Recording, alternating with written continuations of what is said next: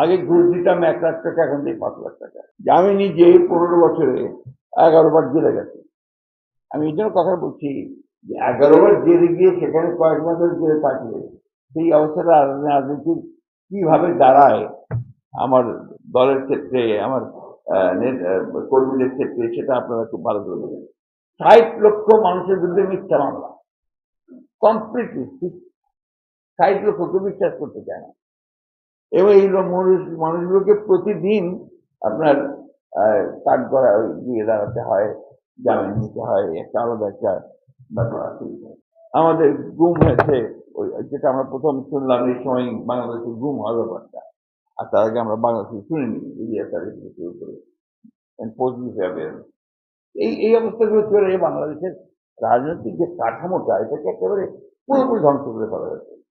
এই সুযোগে আপনার যেহেতু জবাবদিহিতা ছিল না, কোনো সরকারের মধ্যে কোনো জবাবদিহিতা ছিল না, লুণ্ঠন লুটপাট, এটা নতুন করে বলার কিছু নেই, আমার থেকে আপনারা অনেক বেশি ভালো জানেন।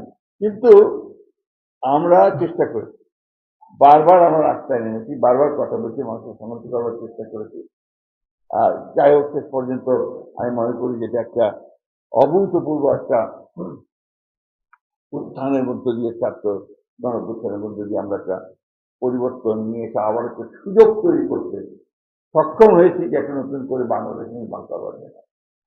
সেই জন্য যখনই আমরা আপনার বাংলাদেশ করে নতুন করে নির্মাণ করার কথা, বাংলাদেশকে নতুন করে জাতি নির্মাণের কথা বলি, তখন আমার মনে হয় যে এটা কি আপনার ডাক্তার সাহেবের আপনার অ্যান্টিবায়োটিক দেওয়ার মতো, যে অ্যান্টিবায়োটিক দিলে আমার ঠিক হয়ে গেল, সেটা তো না।